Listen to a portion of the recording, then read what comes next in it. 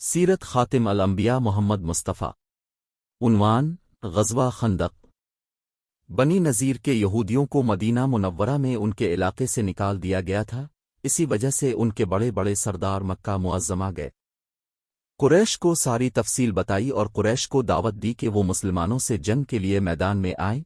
उन्होंने कुरैश को खूब भड़काया और कहा, जंग की सूरत में हम तुम्हारे साथ होंगे, यहाँ तक कि मोहम्मद और उनके साथियों को नीस्तो नाबूद कर देंगे।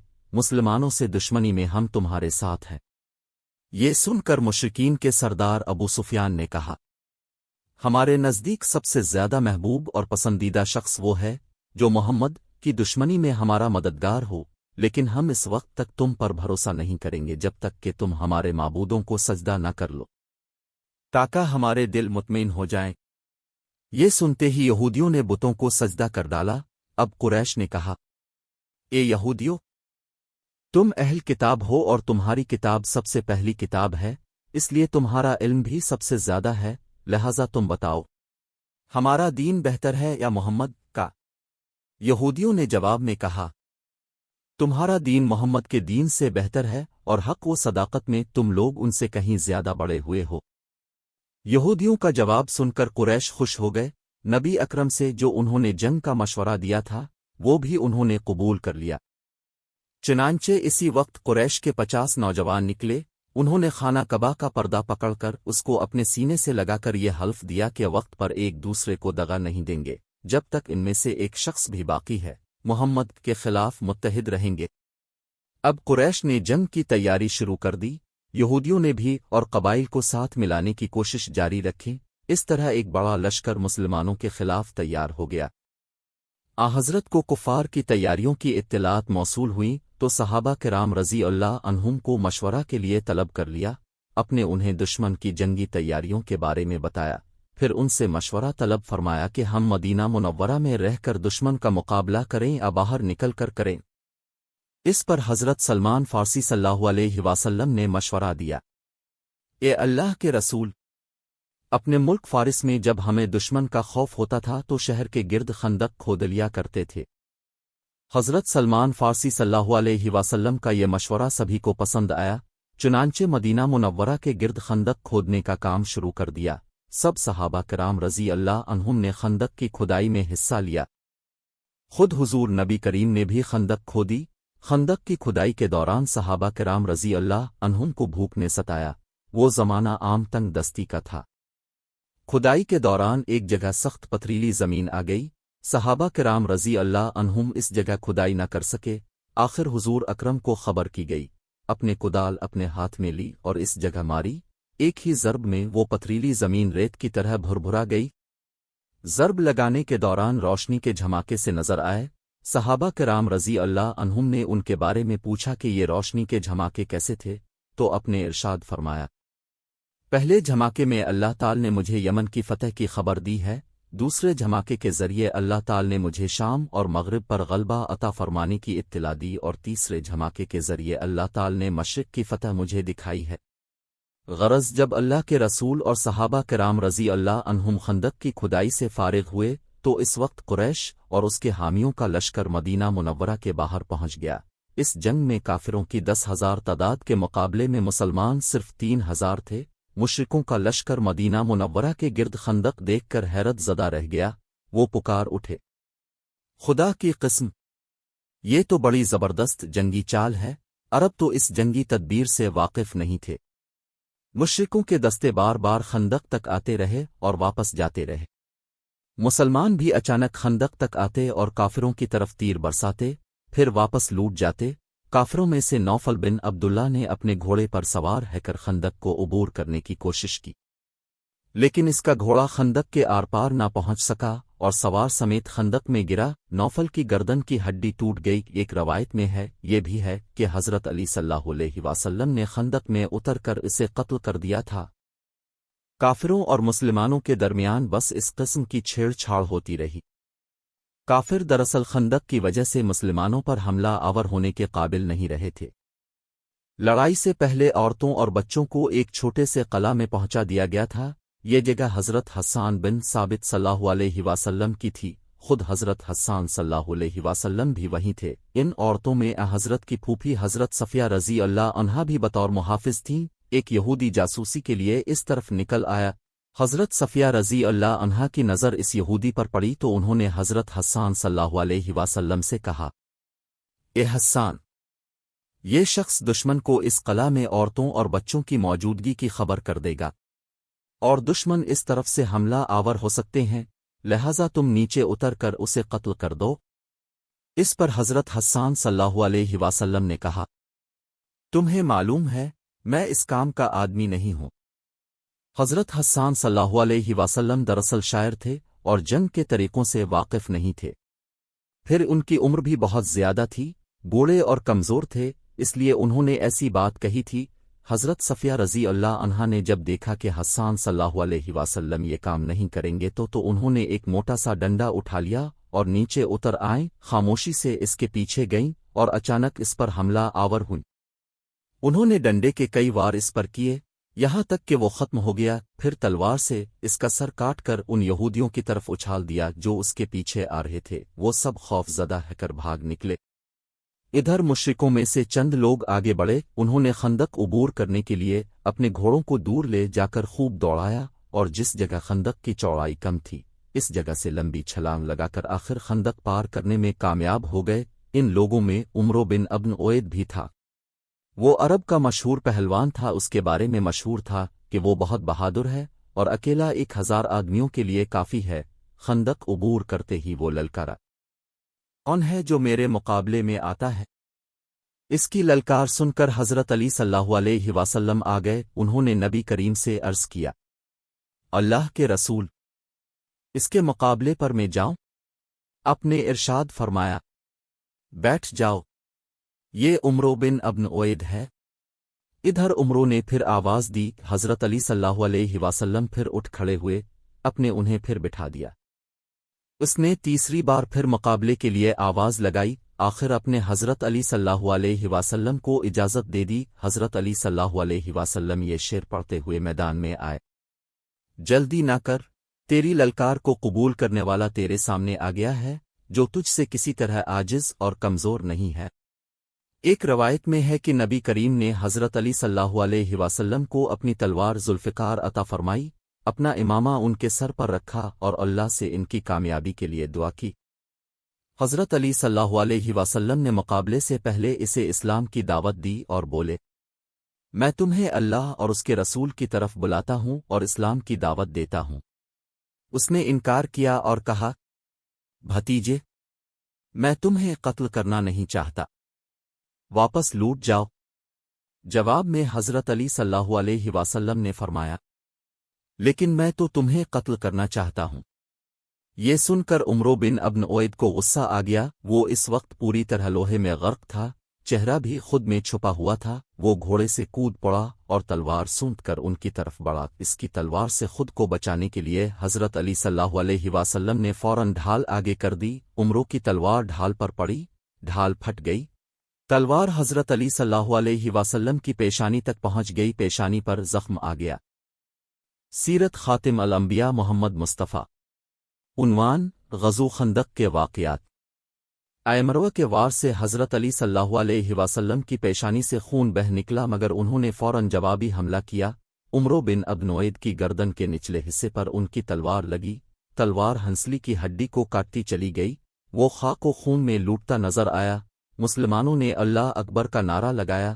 اپنے یہ نعرہ سنا تو جان لیا کہ حضرت علی صلی اللہ علیہ وسلم نے عمرو کو قتل کر دیا ہے۔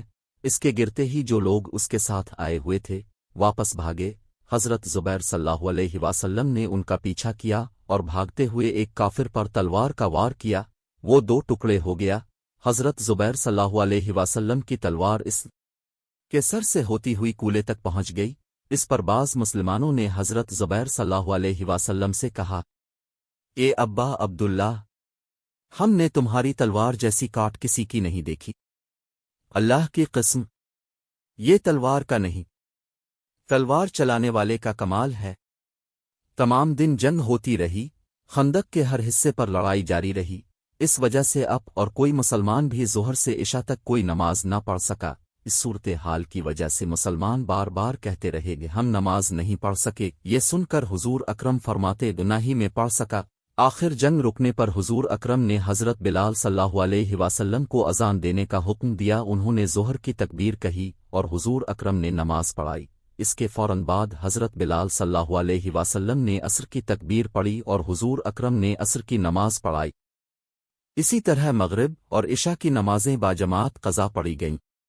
غرض خندق کی لڑائی مسلسل جاری رہی۔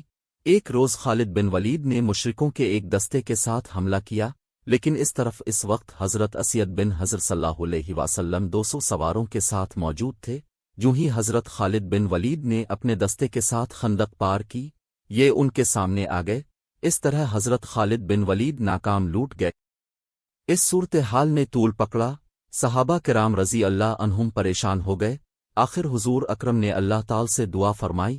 اس کے جواب میں حضرت جبرائیل علیہ السلام آئے اور خوشخبری سنائی کہ اللہ تعالی دشمن پر ہوا کا طوفان نازل فرمائے گا۔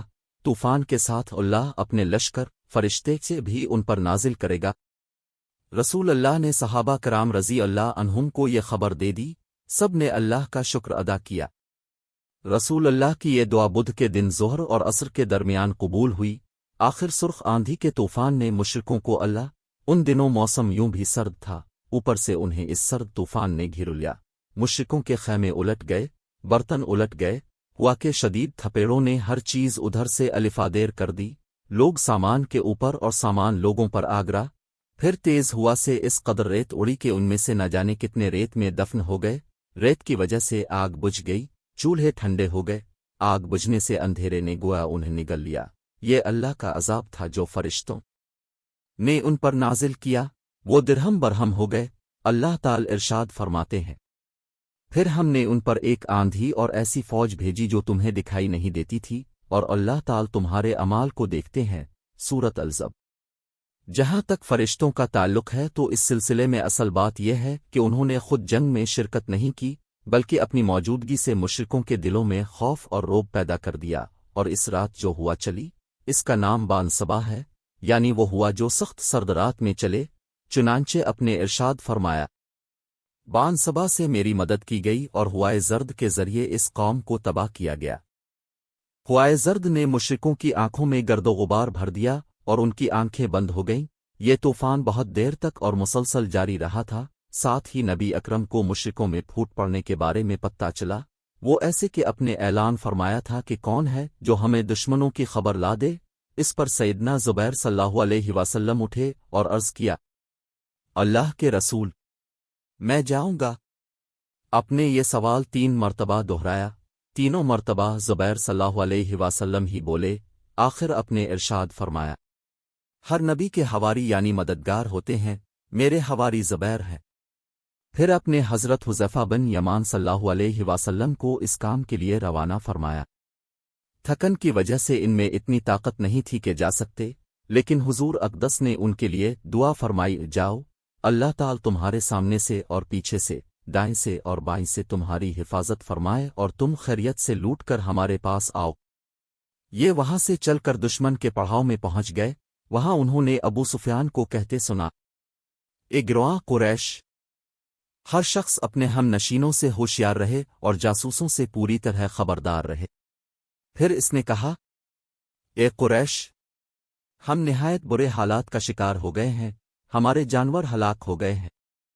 بنو قرظہ کے یہودیوں نے ہمیں دغا دیا ہے اور ان کی طرف سے ناخوشگوار باتیں سننے میں آئی ہیں۔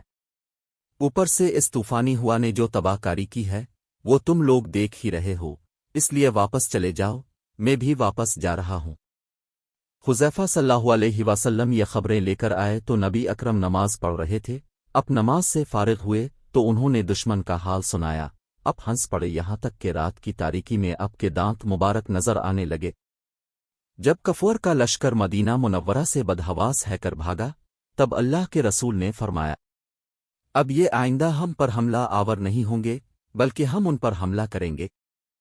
خندق کی جنگ کے موقع پر کچھ خاص واقعات پیش آئے۔ جب خندق کھودی جا رہی تھی تو اس دوران ایک صحابی بشیر بن سعد صلی اللہ علیہ وسلم کی بیٹی ایک پیالے میں کچھ کھجوریں لائی۔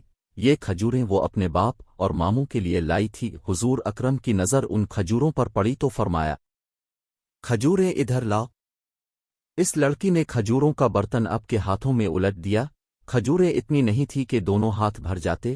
اپنے یہ دیکھ کے سیدنا جابر صلی اللہ علیہ وسلم کا پیش آیا۔ انہیں جب اب کی شدید بھوک کا علم ہوا تو گھر گئے۔ ان کے گھر میں بکری کا ایک چھوٹا سا بچہ تھا اور کچھ گندم بھی تھی۔ انہوں نے کہا کہ نبی اکرم کو بھوک لگی ہے، لہذا یہ بکری ذبح کر کے سالن تیار کر لو، گندم کو پیس کر روٹیاں پکڑ لو، میں اللہ کے نبی کو لے کر آتا ہوں۔ حضرت جابر صلی اللہ علیہ وسلم کچھ دیر بعد حضور اقدس کی خدمت میں حاضر ہوئے اور آہستہ آواز میں کہا کہ آپ کے لیے گھر میں کھانا تیار کرایا ہے۔ یہ سن کر حضور اقدس نے کسی سے کہا، اعلان کر دو، جابر کے ہاں سب کی دعوت ہے۔ چنانچہ پکار کر اعلان کیا گیا کہ سب لوگ جابر کے گھر پہنچ جائیں۔ حضرت جابر صلی اللہ علیہ وسلم پریشان ہو گئے کہ وہ تھوڑا سا کھانا اتنے لوگوں کو کیسے پورا ہوگا۔ انہوں نے پریشانی کے عالم میں انا للہ وانا علیہ راجعون پڑھی اور پھر گھر آ گئے۔ وہ کھانا حضور اقدس کے سامنے رکھ دیا گیا۔ اپنے فرمایا، اللہ برکت دے۔ پھر اپنے بسم اللہ پڑھی، سب نے کھانا شروع کیا۔ باری باری لوگ آتے رہے اور کھا کر اٹھتے رہے، ان کی جگہ دوسرے لیتے رہے، یہاں تک کہ سب لوگوں نے خوب پیٹ بھر کر کھانا کھایا۔ اس وقت ان مسلمانوں کی تعداد 1000 تھی۔ حضرت جابر صلی اللہ علیہ وسلم کہتے ہیں، اللہ کی قسم، جب سب کھانا کھا کر چلے گئے تو ہم نے دیکھا کہ گھر میں اب بھی اتنا ہی کھانا موجود تھا جتنا حضور اقدس کے سامنے رکھا گیا تھا۔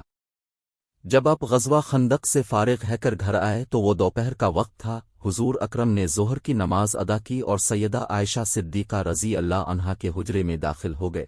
اب ابھی غسل فرما رہے تھے کہ اچانک حضرت جبرائیل علیہ السلام سیاہ رنگ کا ریشمی امامہ باندھے وہاں آ گئے۔ حضرت جبرائیل علیہ السلام ایک خچر پر سوار تھے۔ انہوں نے آتے ہی اب سے کہا، اے اللہ کے رسول، کیا اپنے ہتھیار اتار دیے ہیں؟ آپ نے فرمایا، ہاں اتار دیے ہیں۔ یہ سن کر حضرت جبرائیل علیہ السلام نے کہا، لیکن اللہ تعالی کے فرشتوں نے تو ابھی ہتھیار نہیں اتارے۔ سیرت خاتم الانبیاء محمد مصطفیٰ۔ عنوان، غزو بنی قرظہ۔ اس کے بعد حضرت جبرائیل علیہ السلام نے کہا، اللہ تعالیٰ نے آپ کو حکم دیا ہے کہ آپ اسی وقت بنو قرظہ کے مقابلے کے لیے کوچ کرے، میں بھی وہیں جا رہا ہوں۔ اس پر حضور اکرم نے اعلان کرایا، ہر اطاعت گزار شخص عصر کی نماز بنو قرظہ کے محلے میں پہنچ کر پڑھے۔ اس اعلان سے مراد یہ تھی کہ روانہ ہونے میں دیر نہ کی جائے، اپنے خود بھی فوراً ہتھیار لگائے، زرہ بختر پہنی، اپنا نیزہ دست مبارک میں لیا، تلوار گلے میں ڈالی اور اپنے گھوڑے پر سوار ہوئے۔ آپ کے گرد صحابہ کرام رضی اللہ عنہم بھی ہتھیار لگائے گھوڑوں پر موجود تھے۔ صحابہ کرام رضی اللہ عنہم کی تعداد 3000 تھی۔ ان میں 36 گھڑ سوار تھے، ان میں بھی 3 گھوڑے حضرت کے تھے۔ اس غزوہ کے موقع پر اپنے حضرت عبداللہ بن ام مکتوم صلی اللہ علیہ وسلم کو مدینہ منورہ اپنا قائم مقام مقرر فرمایا۔ حضور اکرم سے آگے آگے حضرت علی صلی اللہ علیہ وسلم پرچم لیے ہوئے بنو قرظہ کی طرف روانہ ہوئے۔ حضرت علی صلی اللہ علیہ وسلم چونکہ آگے روانہ ہوئے تھے اس لیے پہلے وہاں پہنچے۔ انہوں نے مہاجرین اور انصار کے ایک دستے کے ساتھ بنو قرظہ کے قلعے کے سامنے دیوار کے نیچے پرچم نصب کیا۔ ایسے میں یہودیوں نے حضور کو برا بھلا کہنا شروع کیا۔ اس پر حضرت علی اور دوسرے صحابہ رضی اللہ عنہم کو غصہ آ گیا۔ نبی اکرم وہاں پہنچے تو حضرت علی صلی اللہ علیہ وسلم نے انہیں یہودیوں کی بدزبانی کے بارے میں بتایا، اپنے ان کی پوری آبادی کو گھیرے میں لینے کا حکم دے دیا۔ یہ محاصرہ 25 دن تک جاری رہا۔ یہودی اس محاصرے سے تنگ آ گئے اور آخر کار آپ کے سامنے حاضر ہو گئے۔ حضور نے انہیں باندھنے کا حکم فرمایا۔ ان کی مشقیں کس دی گئیں؟ ان کی تعداد 600 آ 750 تھی۔ انہیں ایک طرف جمع کر دیا گیا۔ یہ سب وہ تھے جو لڑنے والے تھے۔ ان کے بعد یہودی عورتوں اور بچوں کو حویلیوں سے نکال کر ایک طرف جمع کیا گیا۔ ان بچوں اور عورتوں کی تعداد 1000 تھی۔ ان پر حضرت عبداللہ بن سلام رضی اللہ عنہ کو نگران بنایا گیا۔ اب یہ لوگ بار بار آپ کے پاس آ کر معافی مانگنے لگے۔ اس پر آپ نے فرمایا، کیا تم اس بات پر رضامند ہو کہ تمہارے معاملے کا فیصلہ تمہارا ہی منتخب کیا ہوا کوئی آدمی کر دے؟ انہوں نے جواب دیا، سعد بن معاذ رضی اللہ عنہ جو فیصلہ بھی کر دیں۔ ہمیں منظور ہے۔ سعد بن معاذ صلی اللہ علیہ وسلم مسلمان ہونے سے پہلے ان یہودیوں کے دوست اور ان کے نزدیک قابل احترام شخصیت تھے۔ حضور اکرم نے ان کی یہ بات مان لی۔ سعد بن معاذ رضی اللہ عنہ غزوہ خندق میں شدید زخمی ہو گئے تھے۔ وہ اس وقت مسجد نبوی کے قریب ایک خیمے میں تھے۔ اب حضرت کے حکم پر انہیں بنو قرظہ کی آبادی میں لایا گیا۔ ان کی حالت بہت خراب تھی۔ آخر وہ نبی اکرم وسلم کے پاس پہنچ گئے، انہیں ساری بات بتائی گئی۔ اس پر حضرت سعد بن معاذ رضی اللہ عنہ نے کہا، فیصلے کا حق تو اللہ تعالیٰ ہی کا ہے یا پھر اللہ کے رسول کو ہے۔ حضور اکرم صلی اللہ علیہ وسلم نے ارشاد فرمایا، اللہ ہی نے تمہیں حکم دیا ہے کہ یہود کے بارے میں فیصلہ کرو۔ اب انہوں نے اپنا فیصلہ سنایا۔ میں یہ فیصلہ کرتا ہوں کہ ان کے مردوں کو قتل کر دیا جائے، ان کا مال اور دولت مال غنیمت کے طور پر لے لیا جائے، اور ان کے بچوں اور عورتوں کو غلام اور لونڈیاں بنا لیا جائے۔ حضرت سعد بن معاذ رضی اللہ عنہ نے یہودیوں سے اپنی سابقہ دوستی کی پرواہ نہ کرتے ہوئے اتنا سخت فیصلہ اس لیے سنایا تھا کہ ان یہودیوں کا ظلم و ستم اور ان کی فتنہ انگیزی حد سے بڑھ گئی تھی۔ اگر انہیں یوں ہی زندہ چھوڑ دیا جاتا تو یقینی طور پر یہ لوگ مسلمانوں کے خلاف بدترین سازشیں کرتے رہتے۔ ان کا مزاج بچھو اور سانپ کی مانند ہو چکا تھا، جو کبھی ڈسنے سے باز نہیں آ سکتا، اس لیے ان کا سر کچلنا ضروری تھا۔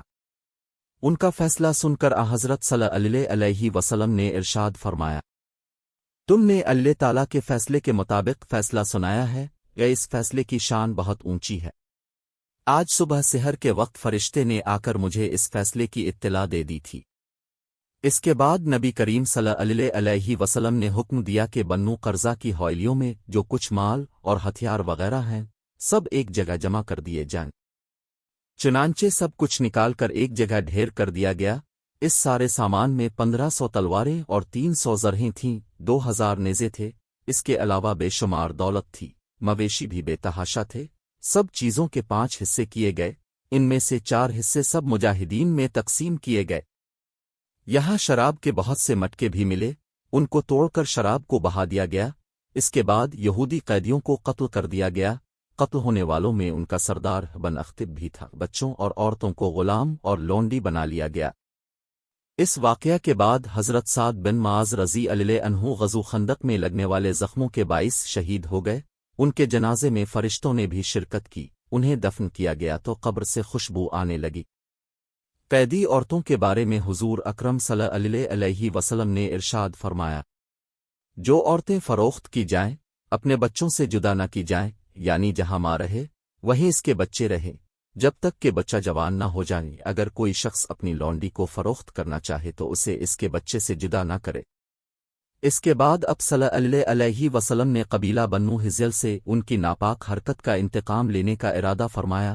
بنو ایزل نے رجے کے مقام پر حضور صلی اللہ علیہ وسلم کے صحابہ کرام رضی اللہ عنہم کو شہید کیا تھا۔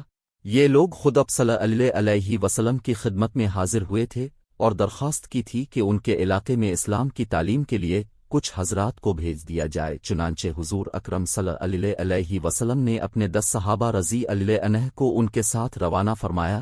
ان لوگوں نے انہیں دھوکے سے شہید کر دیا۔ اب صلی اللہ علیہ وسلم کو ان صحابہ کرام رضی اللہ عنہم کی مظلومانہ شہادت کا بے حد رنج تھا۔ چنانچہ ان لوگوں کو سزا دینے کا فیصلہ فرمایا اور صحابہ کرام رضی اللہ عنہم کو تیاری کا حکم فرمایا۔ پھر لشکر کو لے کر روانہ ہوئے۔ بظاہر تو شام کی طرف کوچ کیا تھا، مگر اصل مقصد بنو ہزیل کے خلاف کارروائی تھی۔ منزل کو اس لیے خفیہ رکھا گیا تاکہ دشمنوں کو جاسوسوں کے ذریعے پہلے سے معلوم نہ ہو اور مسلمان ان ظالموں پر بے خبری میں جا پڑیں۔ مدینہ منورے میں حضور اکرم صلی اللہ علیہ وسلم نے اپنا قائم مقام حضرت عبداللہ بن الفام مکتوم کو مقرر فرمایا۔ اس غزو میں اب صلی اللہ علیہ وسلم کے ساتھ کافی تعداد میں صحابہ رضی اللہ عنہم تھے، ان میں سے 20 گھوڑوں پر سوار تھے۔ پہلے حضور اکرم صلی اللہ علیہ وسلم اس مقام پر پہنچے جہاں صحابہ کرام رضی اللہ عنہم کو شہید کیا گیا تھا۔ اب صلی اللہ علیہ وسلم نے وہاں ان کے لیے مغفرت اور رحمت کی دعا کی۔ ادھر کسی طرح بنو ایزل کو پتہ چل گیا کہ مسلمان ان پر حملہ کرنے کے لیے آ رہے ہیں۔ وہ ڈر کے مارے پہاڑوں میں جا چھپے۔ جب حضور اکرم صلی اللہ علیہ وسلم کو ان کے فرار کا پتہ چلا تو صحابہ کرام رضی اللہ عنہم کو مختلف سمتوں میں روانہ فرمایا، لیکن ان کا کوئی آدمی نہ مل سکا۔ آخر حضور اکرم صلی اللہ علیہ وسلم واپس روانہ ہوئے۔ اس غزوہ کو غزوہ بنی لحان کہا جاتا ہے۔ راستے میں حضور اقدس صلی اللہ علیہ وسلم ابواق کے مقام سے گزرے، یہاں حضور اکرم صلی اللہ علیہ وسلم کی والدہ کو دفن کیا گیا تھا۔ اب صلی اللہ علیہ وسلم نے آدیر الفادیر نظریں دوڑائیں تو اپنی والدہ کی قبر نظر آ گئی۔ اب صلی اللہ علیہ وسلم نے وضو کیا اور 2 رکعت نماز ادا کی۔ پھر حضور اکرم صلی اللہ علیہ وسلم روئے۔ اب صلی اللہ علیہ وسلم کو روتے دیکھ کر صحابہ کرام رضی اللہ عنہ بھی رو پڑے۔ حضور اکرم صلی اللہ علیہ وسلم مدینہ پہنچے، ابھی چند راتیں ہی گزر تھیں کہ خبر ملی۔ انا ابن حسین نے کچھ سواروں کے ساتھ مل کر حضور اکرم صلی اللہ علیہ وسلم کی چراگاہ پر چھاپا مارا۔ اس چراگاہ میں حضور صلی اللہ علیہ وسلم کے 20 اونٹ تھے۔ اونٹوں کی حفاظت کے لیے حضرت ابوذر غفاری رضی اللہ عنہ کے بیٹے تھے، اور حضرت ابوذر رضی اللہ عنہ کی بیوی بھی وہاں تھیں۔ ان حملہ آوروں نے حضرت ابوذر رضی اللہ عنہ کے بیٹے کو قتل کر دیا۔ اس واقعہ کا سب سے پہلے حضرت سلمہ بن اکوے رضی اللہ عنہ کو پتہ چلا۔ وہ اپنی کمان اٹھائے صبح چراگاہ کی طرف جا رہے تھے۔ ان کے ساتھ ان کا غلام بھی تھا، وہ ان کا گھوڑا لے کر آیا تھا اور لگام سے پکڑ کر اسے ہنکا رہا تھا۔ راستے میں ان کی ملاقات حضرت عبد الرحمن بن عوف رضی اللہ عنہ کے غلام سے ہوئی۔